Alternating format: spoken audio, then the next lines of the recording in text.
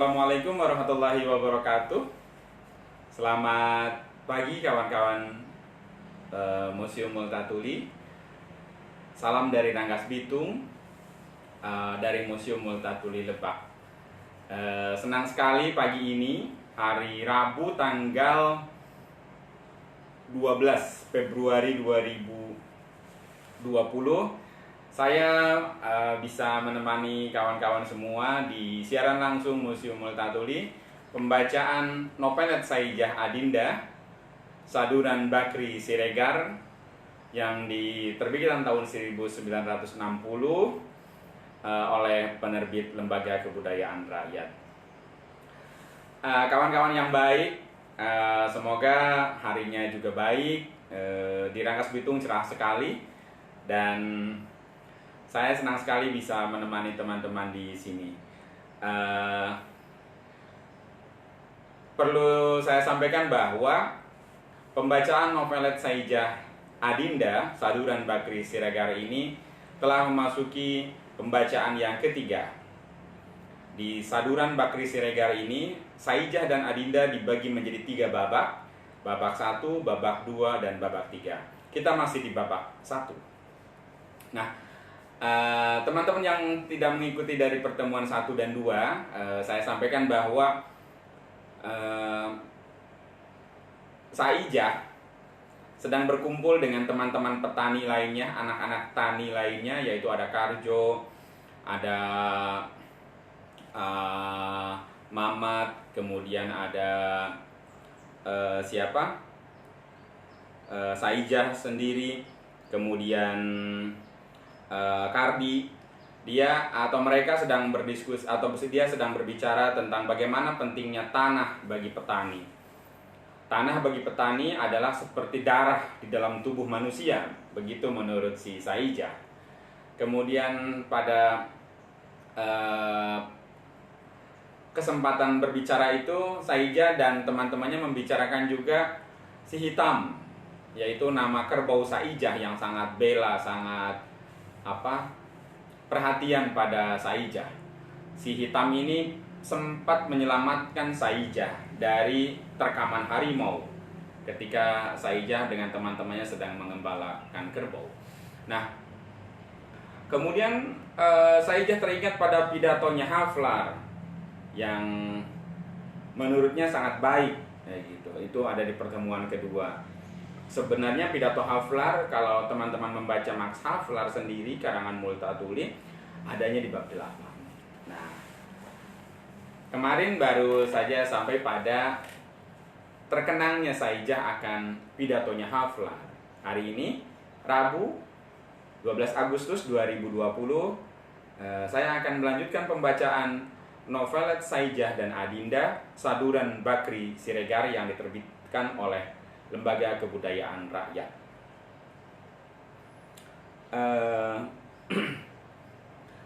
Teman-teman yang baik, perlu saya sampaikan juga bahwa Museum Multatuli sudah buka, jadi teman-teman yang akan berkunjung silakan. Kami sangat menanti kedatangan teman-teman, tentu saja dengan protokol kesehatan. Teman-teman memakai masker, kemudian mencuci tangan, kemudian menjaga jarak, dan Museum Multatuli sudah menerapkan protokol kesehatan tersebut. Kalau teman-teman ingin membaca Saijah dan Adinda, sebenarnya ada di novel Max Haflar karangan Multatuli, tepatnya di bab 17 ya. Yang sedang saya baca ini, yang akan teman-teman dengarkan adalah pembacaan novelet Saijah Adinda yang disadur oleh Bakri Siregar. Saya akan melanjutkan pembacaan novelet Saijah Adinda, Saduran Bakri Siregar. Namun sebelum itu, jika teman-teman ada pertanyaan, silahkan nanti di kolom komentar atau di DM ke admin Instagram Museum Multatuli ini, teman-teman. Jika ada masukan, jika ada saran, silahkan, kami sangat terbuka. Baik, kita akan mulai melanjutkan pembacaan novelet Saijah dan Adinda, Saduran Bakri Siregar, pertemuan ketiga, masih di babak pertama.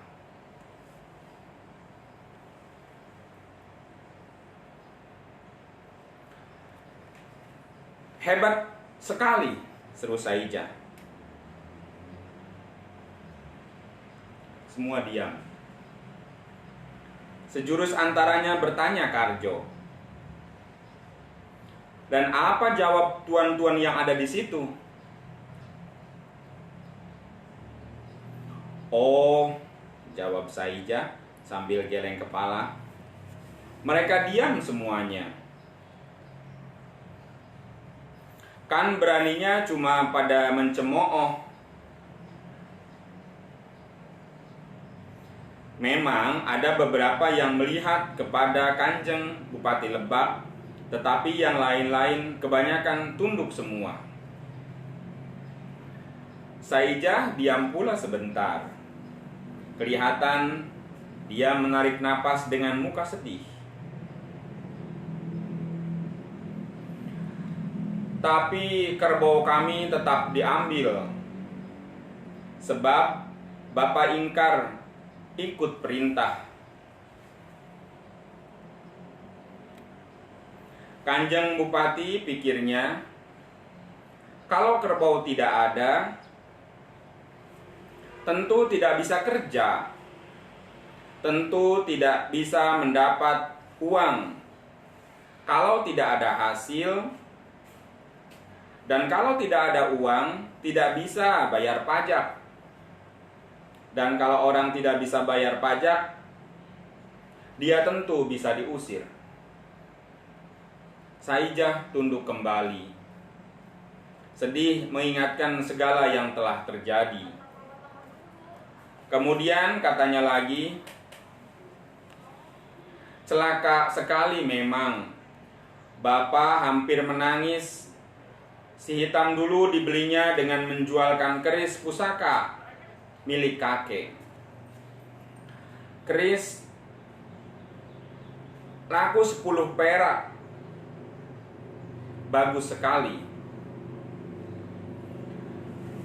Mencela Kardi.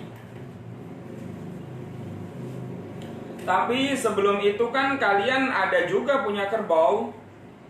Betul, jawab Saija. Ada, tapi itu sudah lebih dahulu diambil. Karena itulah Bapak disuruh pindah. Tidak mau lagi. Waktu kerbau pertama dulu diambil, Bapak tidak bilang apa-apa. Kardi kurang mengerti, bertanya lagi, mengapa diambil? Geram Saija menjawab, karena Tuan Wedana perlu adakan pesta besar-besaran. Anaknya yang perempuan akan kawin. Dan Tuan Wedana adalah adik ipar Kanjeng Bupati. Ya nasib. Semuanya menarik napas, geram dan sedih. Seakan tiada disadarinya, terlompat dari mulut Karto. Tapi apa ini semuanya dibiarkan Tuhan?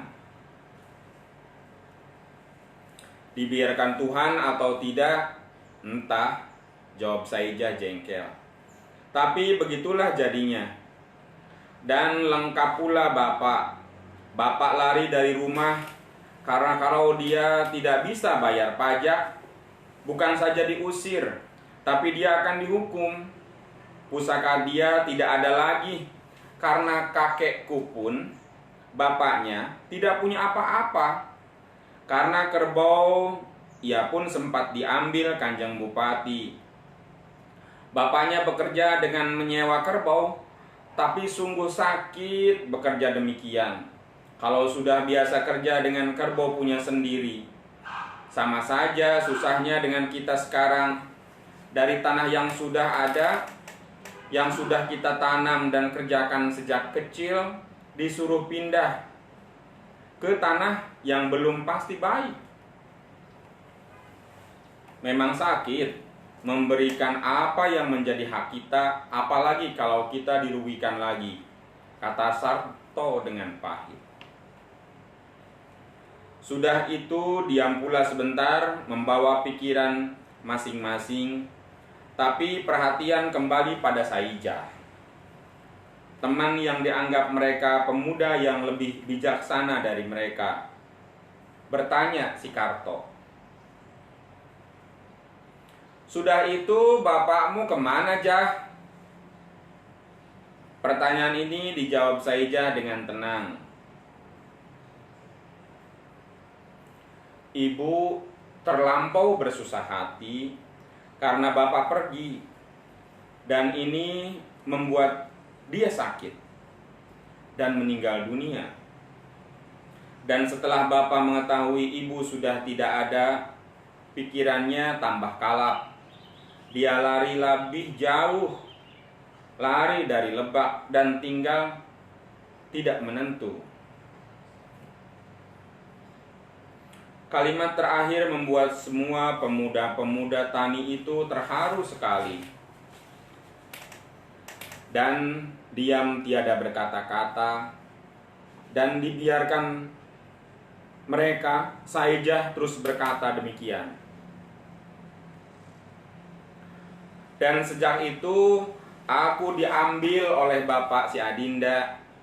Sungguh aku berterima kasih sangat kepada kebaikan orang tua itu." Karjo menatap muka Saijah dan tegas katanya kemudian,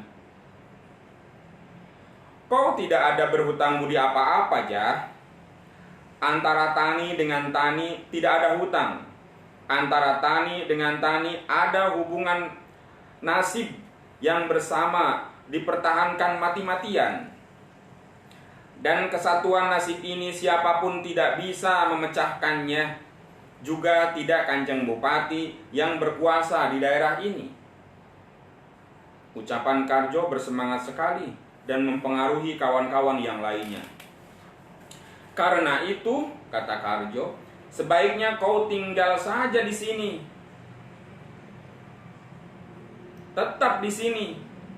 Baik di sebelah sana kita mulai membantu."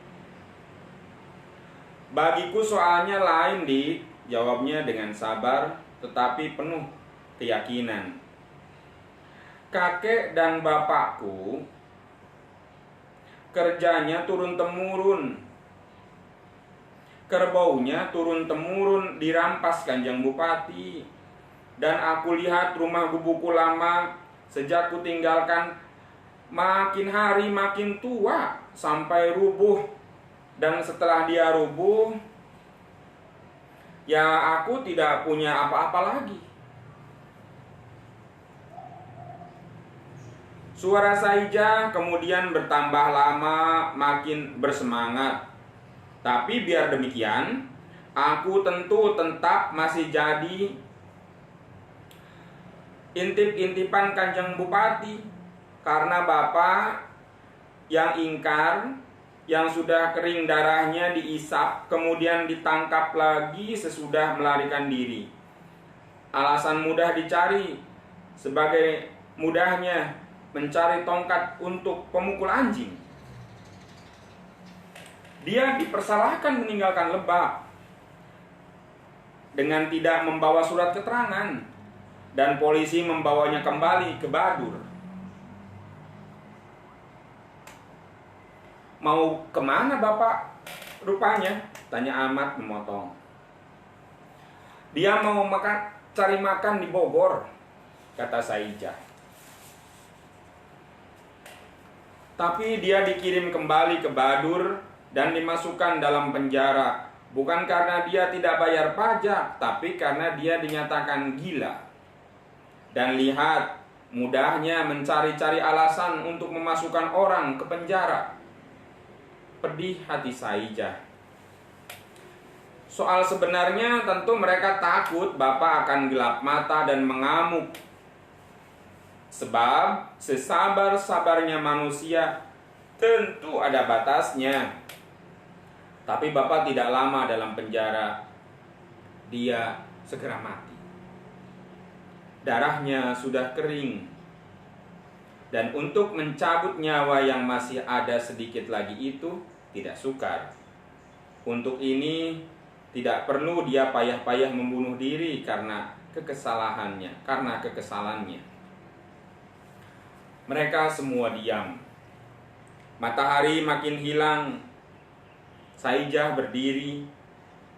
Pemuda-pemuda petani kawannya memandanginya dengan sayang. Saijah melihat jauh. Diperhatikannya, kemudian katanya agak berbisik.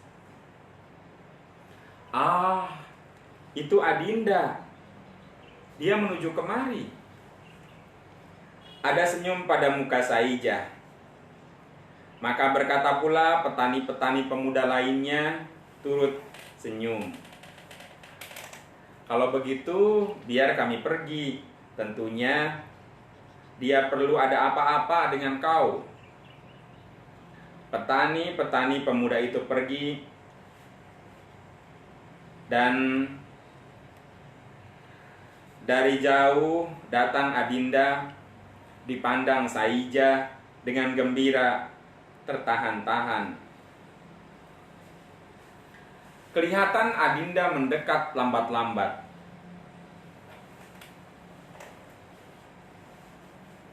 "Kau lewat dari tempat kami tinggal dulu, Adinda?" tanya Saijah pelan.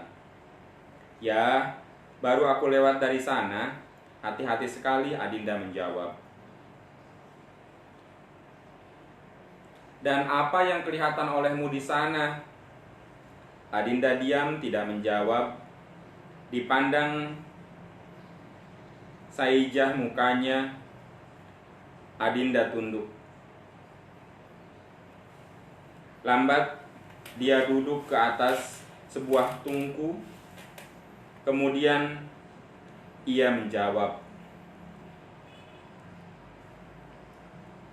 "Abu tumpukan tanah bersama kotoran dan sampah." Saijah menarik napas dan tetap memandang wajah Adinda. Ia berkata, "Di Lebak banyak tumpukan tanah seperti itu. Tanda derita. Karena itulah aku akan pergi. Aku tidak mau bapakmu akan mengalami macam-macam pula oleh karena aku. Dan alasan seperti kau tahu mudah dicari. Semoga kau dan orang tuamu selamat, Adinda."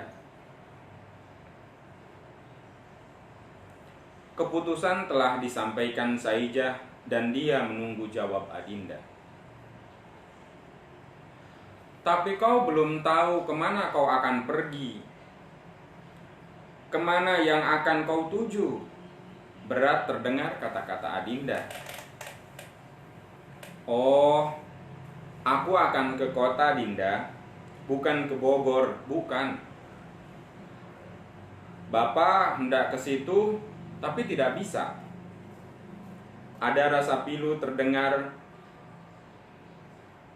tapi segera pula ketetapan. "Aku mau ke Betawi." Sebagai tiada rela, Adinda menjawab, "Apa yang hendak kau lakukan? Kau cuma tahu bertani." Girang kecil Saijah berkata, "Di Betawi gampang cari uang. Di kota banyak tuan-tuan gagah naik bendi, dan tentunya tuan-tuan itu bisa pakai aku jadi suruhannya mengurus bendi. Urus bendi tentu dia tidak cari orang muda seperti dia, akan cari orang muda seperti aku. Dan kalau aku rajin, tentu aku akan banyak punya uang." "Saijah," seru Adinda gembira bercampur pilu. "Ya," seru Saijah menerawang angan-angannya. "Dan kalau terus rajin dalam 3 tahun, maka cukup buat beli 2 kerbau."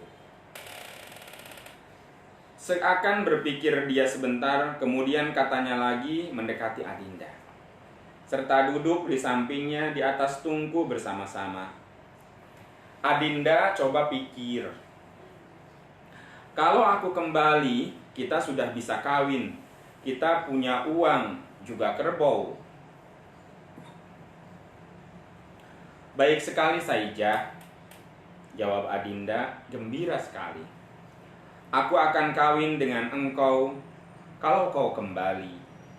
Dan selama engkau pergi, aku akan rajin menenun, bikin sarung dan selendang, membatik.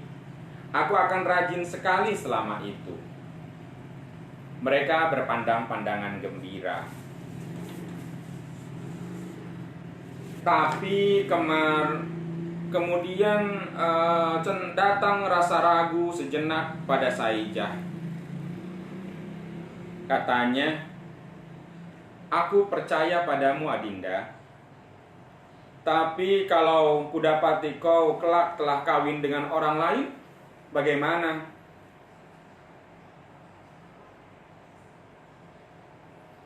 Sebentar tertegun Adinda, tapi segera pula katanya, Saijah, kan kau tahu bahwa aku tidak kawin dengan siapapun juga selain dari engkau.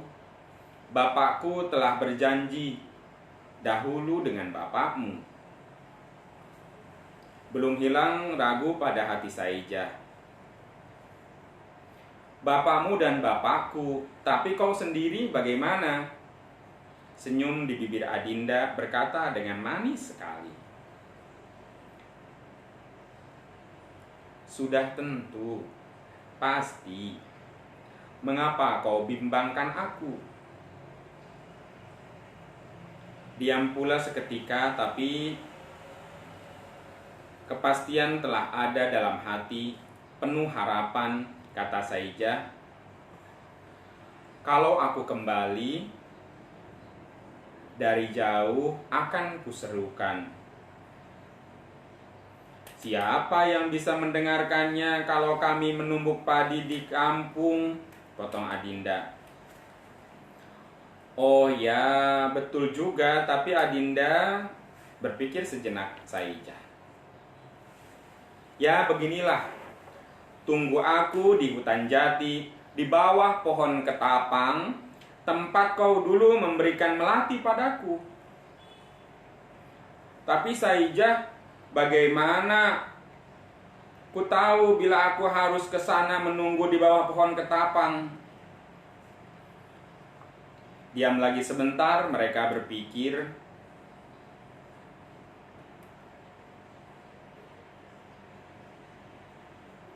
Bagaimana jalan yang baik dapat akal Saijah? Berseru dia kegirangan. Hitunglah bulan. Segera pula hati terharu mengingat badan segera akan bercerai. 3 kali 12 bulan aku akan pergi. Bulan ini jangan turut dihitung. Tiada lain tatapan Adinda pada wajah Saijah, dan Saijah memandang pada kejauhan, menyampaikan pesan. Dan Adinda, tiap bulan baru berilah tanda pada guratan, berilah tanda guratan dengan pisau di lesungmu. Dan kalau kau telah menarik 3 kali 12 garis pada hari berikutnya, aku akan menunggumu di bawah pohon ketapang.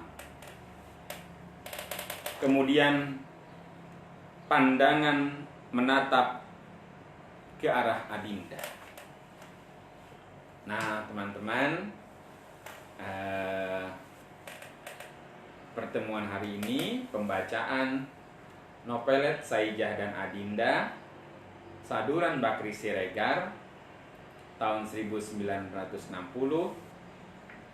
Kita cukupkan sampai bagian ketika Adinda dan Saijah akan berpisah.